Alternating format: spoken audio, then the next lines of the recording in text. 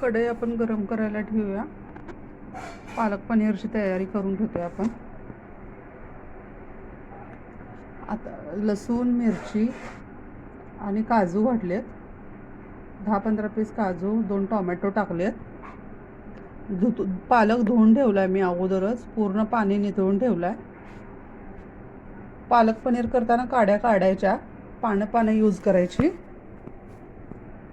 हे सगळे पानं, काही लोक असे डायरेक्ट पानं मिक्सरला लावतात.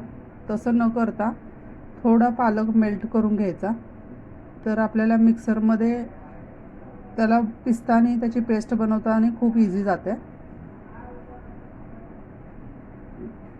पालकची भाजी मोठी होती, पेंडी कढई थोडीशी छोटी आहे, त्यामुळं पानं साईडला पडत आहेत. आता बघा, हे हळूहळू ना पालक मेल्ट होईल.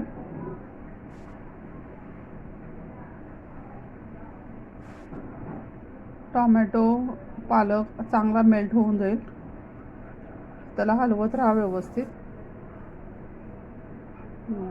मिरच्या मी तेलात टाकलेल्या मुद्दामन 4च मिरच्या घेतलेत. एक पेंडी पालक आहे, तो मोठा पेंडी होती. तुम्हाला जर जास्त तिखट हवा असेल तर तुम्ही 1-2 हिरव्या मिरच्या एक्स्ट्रा टाकू शकता. हे मी रात्रीच प्रिपरेशन करून ठेवतोय, कारण सकाळी मला कामावर जाताना खूप गडबड होते. हे साईडला आपण जिरा राईसची तयारी करतोय. आज संडे असल्यामुळं पालक पनीर आणि जिरा राईसचा विचार होता. जिरा राईसमध्ये खडा मसाला पूर्ण, मिरी, लवंग, इलायची टाकले आणि तेलामध्ये तांदूळ टाकलेत. तांदूळ चांगले भाजून घ्यायचे लालसर होईपर्यंत. आणि गरम पाणी घातलं. तुम्हाला ॲक्च्युली ही पालक पनीरचा व्हिडिओ आहे, पण साईडला जिरा राईस करत होती, त्यामुळं ते पण मी व्हिडिओमध्ये दाखवले. आता इकडे याच्या 3 शिट्ट्या होतील. ही सकाळची माझी गडबड. तर सगळे एका व्हिडिओमध्ये सगळं चाललं आहे, तर तुम्ही समजावून घ्या. हे पालक आपण बनवून ठेवलेलं थंड झालेलं आहे. आता याला आपण मिक्सरला लावून घेऊया कुकर होईपर्यंत.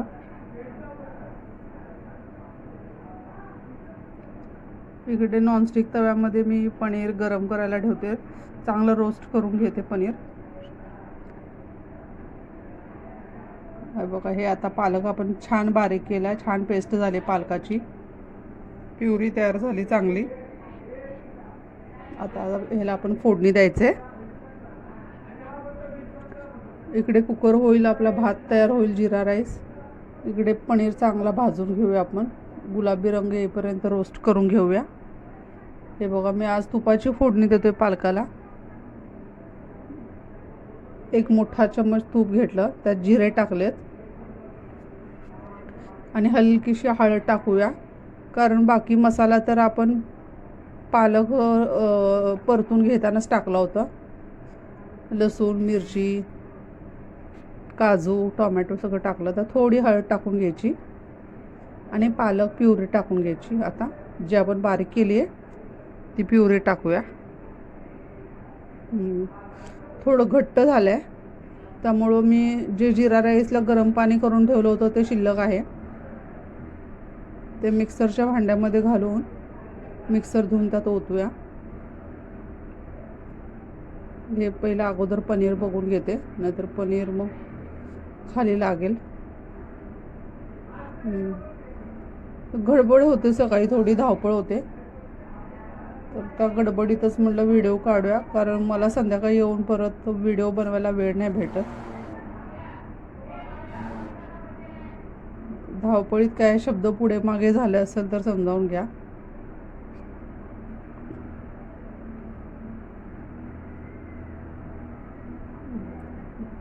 ही आपली प्युरी छान हिरवीगार झाली.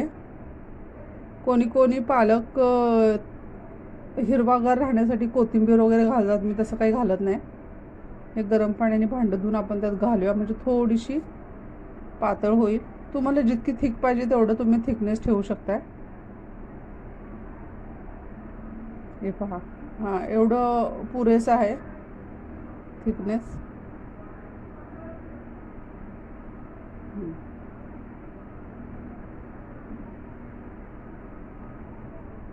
तुम्ही चवीपुरतं मीठ टाकून घ्या. तुम्हाला जितकं मीठ पाहिजे तेवढं तुम्ही चवीपुरतं मीठ घाला. ह्याला चांगलं आता उकळी येईपर्यंत हलवून घेऊया. गरम स्लो गॅसवर ठेवा, कारण ते उडण्याची शक्यता असते. सगळं पालक उडतो इकडे तिकडे.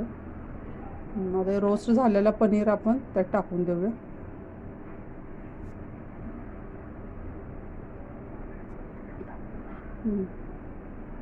काही जण असाच पनीर कापून टाकून देतात प्युरीमध्ये. तसं न करता त्याला रोस्ट करायचा, म्हणजे तो असं फुटणार नाही, आत अख्खे पीस राहतील.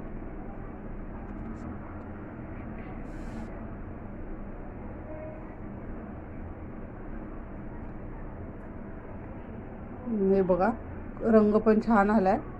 इकडे माझा भात झालाय. प्लीज सबस्क्राईब करा आणि शेअर करा व्हिडिओला.